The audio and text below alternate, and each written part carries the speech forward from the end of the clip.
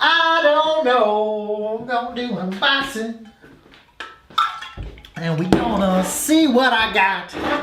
Got the knife. Got an unboxing. Haven't done any unboxings for quite some time. I blew a lot of my money on equipment and tools to bend metal to try to make jaw harps, so I haven't been buying many harps, but got a harp that I've had my eye on for a while. The inside here should be a Baykal or Baykal from Szilagyi in Hungary. Now, a little bit of history. A friend of mine, Porky Miller, was saying that these Baykal harps are named after the deepest lake in the world, Lake Baykal in Russia. Hence, the harp I got was labeled Deepest F. So in the theme of deepness, this is probably a pretty bassy harp. Package arrived in the mail in like 2 days in a box. We gonna cut it open and see what's inside. Oh my God, I have not done an unboxing since Christmas time. It's a good day for an unboxing. It's Friday here in Kansas. I like to save all my unboxings for Friday. It's a good end to the end. Good way to end the week. I can never open boxes. All I can open are bags.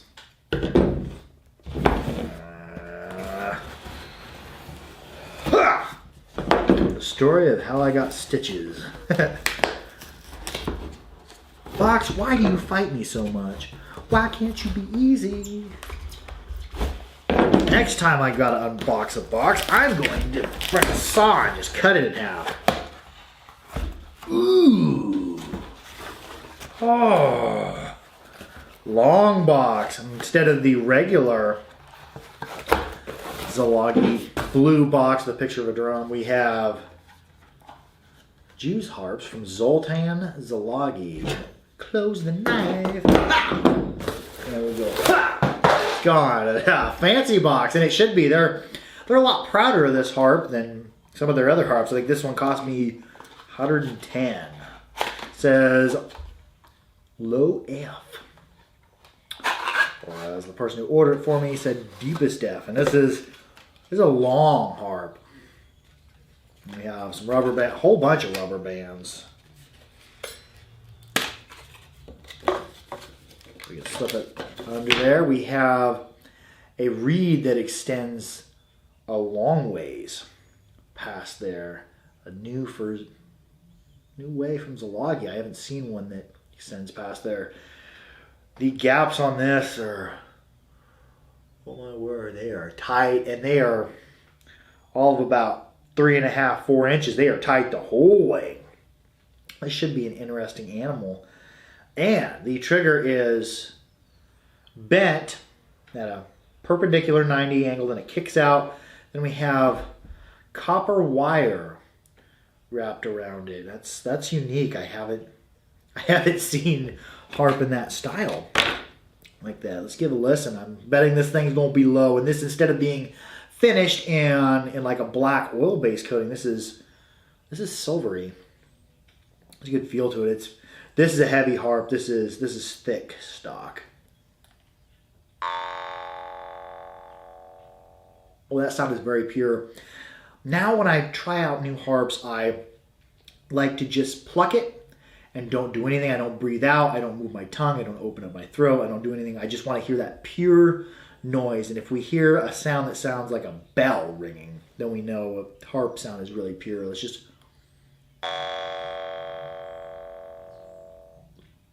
try it outward.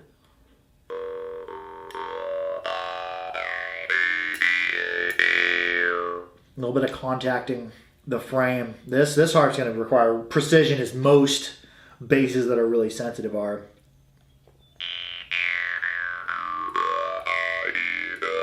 Ooh, that's a really rich harp in overtones. This harp, it cost me I think $110. It should be, but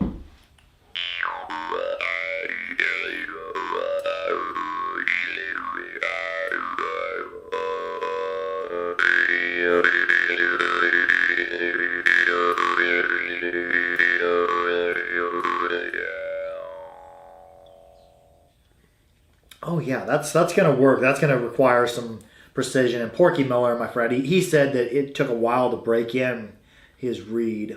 And so I'm going to play around with this for probably a week or better before I release a review on this, but that'll do. All right, let's take a gander at the Baykal. I think I was originally calling the harp a Baykal. It is actually a Baykal. Here we have a very long harp. Actually, it's crimped on the back side here. This is in lowest F. That's what it was labeled as. Here we have a bent trigger that's been soldered or tinned and wire wrapped. It's actually really unique looking. I do like the wire wrapped appearance of this trigger, and it's been polished on this front edge where the finger would contact it, and also on the back edge we have pretty substantial size of square stock. See, a little over 5 millimeters, 5.5 or so. That's getting up there pretty decently. And the reed does extend past the frame here. I think the Baykal, Porky Miller was saying it was named after the deepest lake in the world, which is in Russia, Lake Baykal. Which I guess that's aptly named because this is a very, very deep harp. Not my deepest harp, but here, let's take a look at the space in between the embouchure and reed. It is tight from here clear back. It is tight the whole way. And I think that's where the price tag of this, I think I paid $110. You can find them on the internet anywhere from $80 to $110. But yeah, that is a difficult harp to make, to get this tight of a gap for this long. Let's take a look at some of my other bassy harps. Here is a Szilagyi Blackfire in low E. Has pretty long embouchure, not nearly as long as the Baykal, and not quite. We can actually see a little bit more light through there, not tight as gaps either. Here is my deepest harp. This is a Masco Titan in low F sharp. It is probably 5/8 of an inch longer, with also extremely tight gaps, but the gaps are only tight from about 1.5 inches. From there onward, they're tight, and from the rest, there's a relief. Here we have gaps that are tight the whole way. Good looking harp. I think this is made out of nickel. So, one of my friends had got a harp that had this same finish, and he had an allergy to it. So if you have a nickel allergy, this might not be the best choice for you. But most of us don't have any reaction to nickel, so I really enjoy this harp. Very pretty, very clean looking harp, very unique. Requires a lot of precision to play. So here we have the Baykal, and it's only been a couple weeks since I unboxed this, so it's not really been enough time to properly give it a review.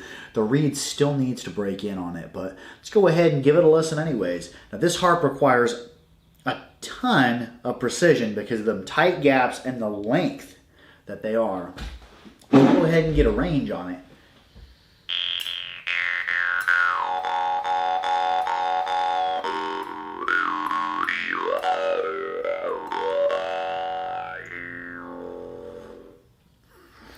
Good sustain, good range out of this harp.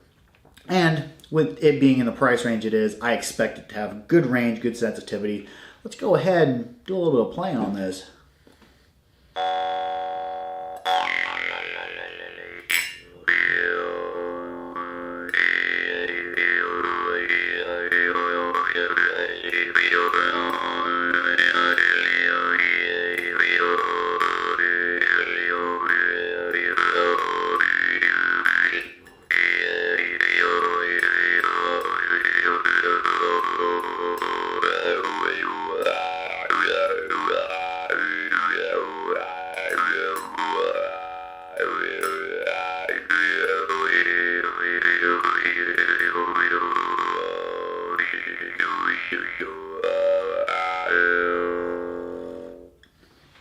Very, very good sound out of this harp. I do enjoy this harp quite a bit. And Porky Miller, who also has this harp tuned, I think it's to a B or H, which that's a whole other topic, the B and H tuning.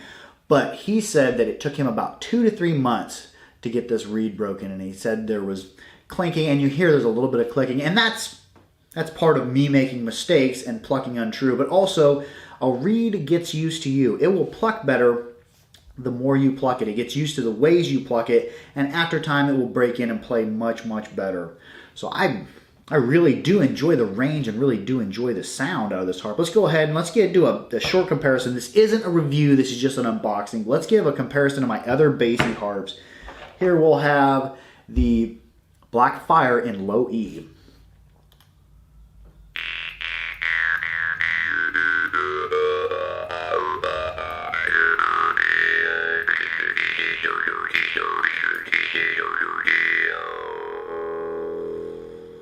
Very good sound out of this harp as well. A little bit easier to play, not as much clinking, but this harp is much better, it's much more broken in.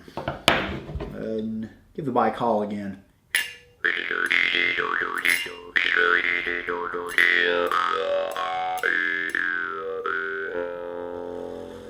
Much harder to play, the Baykal is. Let's give it a comparison to a Masco Titan. This is in low F sharp.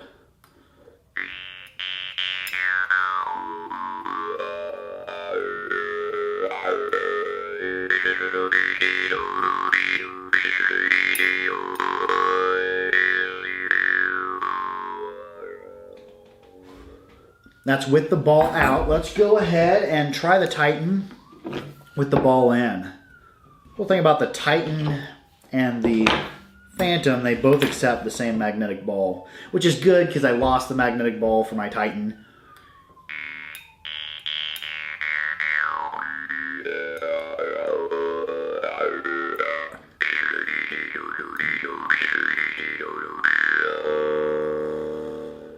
Very good saturated sound, good sustain, a little bit deeper than the Baykal.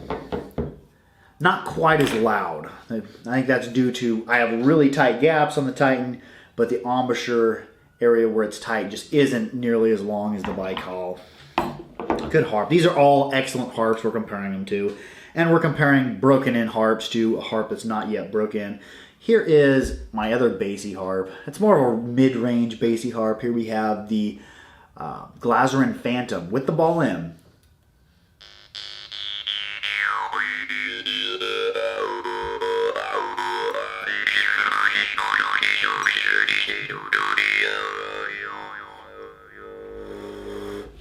Very good harp. Let's have it run with the ball out. This is going to bring the tone up. More into the mid-range, not quite as bassy.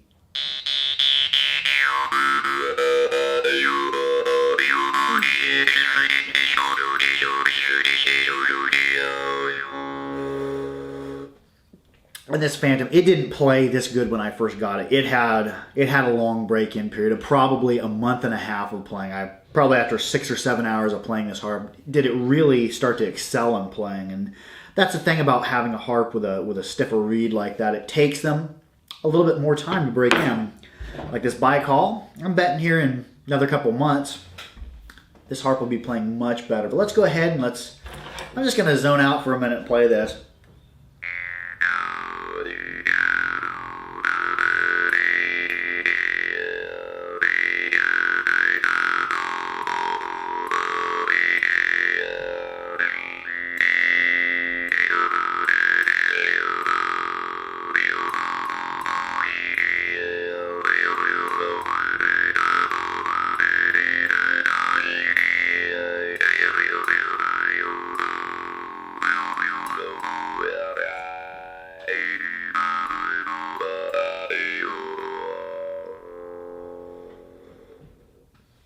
Very meditative harp. I've gotten several evenings I've got completely lost in playing this harp. It kind of lulls you into a trance. Now these harps like the Baykal and the Titan, they're meant to be played a little bit slower. You can't hammer on them nearly as fast as you can a mid-range harp because that reed, it's just longer and it requires more precision. But for falling into a trance or meditative playing, Hi there, I see you.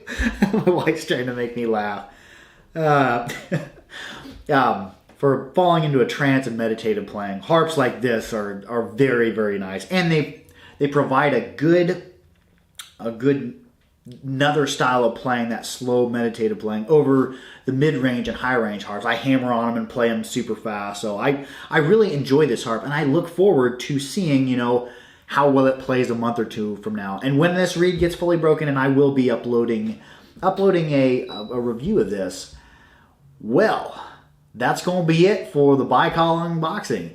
Make sure to like, share, and subscribe for more harpery. Harp out.